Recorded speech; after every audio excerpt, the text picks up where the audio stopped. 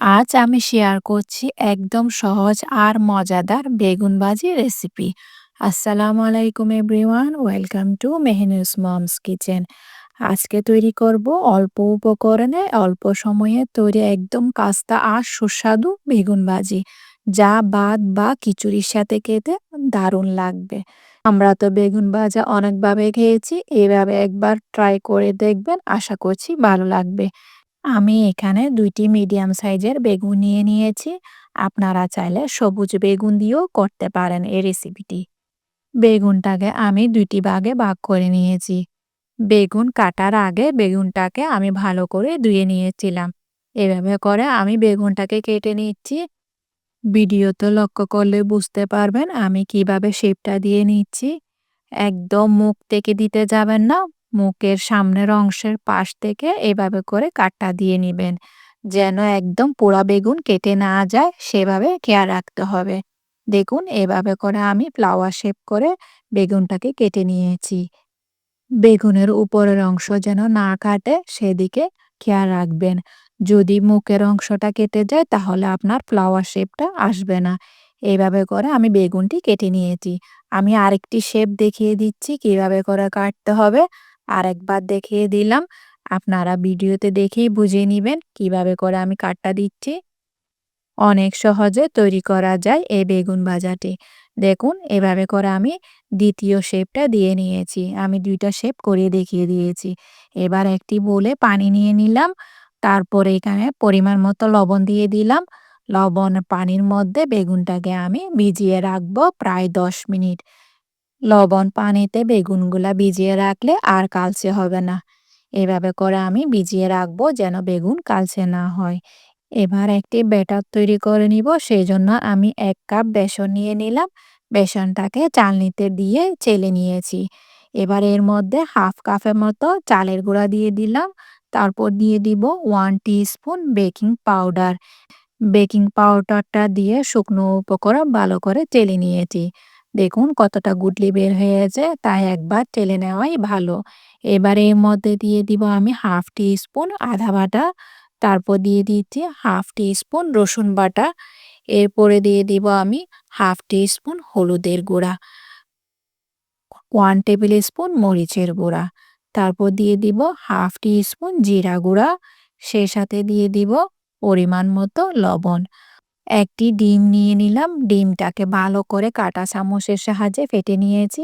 এবার ফেটানো ডিমটা আমি মিশ্রণে দিয়ে দিলাম। ডিমটি দেওয়ার কারণে এই বেগুন ভাজাটি খেতে অসাধারণ হয়। এবার দিয়ে দিলাম ১ কাপ পানি। পানিটি সম্পূর্ণ একেবারে ঢেলে দেওয়া যাবে না। আস্তে, আস্তে করে পানি দিয়ে একটি ব্যাটার তৈরি করে নিয়েছি। দেখতেই পাচ্ছেন আমি একেবারে পানি দিলাম না। আস্তে, আস্তে করে পানি দিয়ে এখানে আমার ১ কাপের মতো পানি লেগেছে। আস্তে, আস্তে করে পানিটি দিয়ে উইক্সের সাহায্যে আমি একটি স্মুথ ব্যাটার তৈরি করে নিয়েছি। আশা করি দেখেই বুঝতে পারছেন ব্যাটারের ঘনত্বটা কেমন হয়েছে। আমি একবার চামচের সাহায্যে দেখিয়ে দিচ্ছি। এইভাবে করে ব্যাটারটা তৈরি করে নিতে হবে।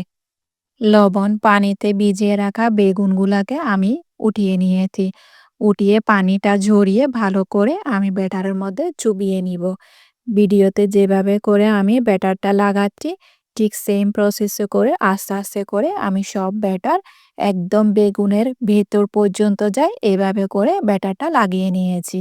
কোনো অংশ যেন ফাঁকা না থাকে সেই রকম করে ব্যাটারটা আমি সম্পূর্ণভাবে বেগুনের ভেতরে লাগিয়ে নিলাম। একটু ধৈর্য সহকারে ভালো করে ব্যাটারটি বেগুনের সাথে লাগিয়ে নিলাম। যতই আপনি বেগুনের মধ্যে ব্যাটারটি এভাবে করে চুবাবেন বা লাগাবেন, ততই এটি খেতে হবে অসাধারণ। এভাবে করে আমি ব্যাটারটি লাগিয়ে আমি এবার একটি প্লেটে নিয়ে নিলাম কিছুটা ব্রেড ক্রাম্ব। বেগুন ব্যাটার থেকে চুবিয়ে এবার আমি ব্রেড ক্রাম্ব লাগিয়ে নিলাম। ভালো করে ব্রেড ক্রাম্ব লাগাতে হবে যেন কোনো অংশ খালি না থাকে। এভাবে করে ব্রেড ক্রাম্ব লাগিয়ে আপনি যদি ভাজেন তাহলে অনেক ক্রিস্পি হয়। যদি আপনারা ব্রেড ক্রাম্ব লাগাতে না চান তাহলে এমনি ব্যাটার থেকে উঠিয়ে ডুবো তেলে ভেজে নিতে পারেন। আমি ক্রিস্পি হওয়ার জন্য ব্রেড ক্রাম্বটা ইউজ করেছি। এভাবে করে একবার হলেও আপনি ব্রেড ক্রাম্বে চুবিয়ে ট্রাই করতে পারেন। ভালো করে আমি ব্রেড ক্রাম্ব লাগিয়ে নিলাম। দেখুন কিভাবে লাগাচ্ছি। তারপর ব্রেড ক্রাম্বটা জড়িয়ে আমি ওদিকে তেল বসিয়ে দিলাম। তেল যখন হালকা গরম হইয়া আসবে, আমি এবার বেগুনগুলোকে আস্তে আস্তে দিয়ে ভেজে নিয়েছি। খেয়াল রাখতে হবে চুলার আঁচ একদম লোতে রাখতে হবে। কেন কি ভিতরের অংশ পর্যন্ত যেন ভাজা হয়, সেজন্য চুলার আঁচ লোতে রেখে এপিঠ ওপিঠ করে আমি গোল্ডেন কালার করে ভেজে নিয়েছি। চুলার আঁচ বড় রাখলে উপরটা ক্রিস্পি হয়ে যাবে, ভেতরে কিন্তু কাঁচা থেকে যাবে। সেজন্য চুলার আঁচ একদম লোতে রেখে উল্টে পাল্টে আমি বেগুনগুলাকে ভেজে নিয়েছি। দেখুন দেখতে কত সুন্দর হয়েছে মাশাআল্লাহ বেগুন ভাজাগুলা। এই বেগুন ভাজা একবার হলেও আপনি ট্রাই করবেন। গরম ভাতের সাথে বা খিচুড়ির সাথে খেতে হয়েছে একদম অসাধারণ। আপনার বাচ্চারা যদি বেগুন পছন্দ না করে, তাহলে এভাবে করে একবার ভেজে দিয়ে ডেকোরেশন করে দিলে সুন্দর করে, তারা নিমিষেই খেয়ে ফেলবে। বেগুনগুলাকে ভেজে আমি একটি প্লেটে উঠিয়ে রেখেছি।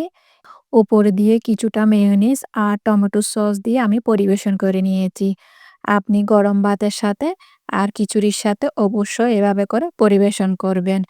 আমার এই রেসিপিটি ফলো করে একবার হলেও আপনি বাড়িতে বানিয়ে দেখবেন। কেমন হয়েছে অবশ্যই কমেন্টে জানাবেন। আমার রেসিপি যদি ভালো লেগে থাকে তাহলে ফ্রেন্ডস অ্যান্ড ফ্যামিলির সাথে অবশ্যই শেয়ার করবেন। দেখা হচ্ছে নতুন আরেকটি রেসিপি নিয়ে। সে পর্যন্ত ভালো থাকবেন, সুস্থ থাকবেন, আমার জন্য দোয়া করবেন।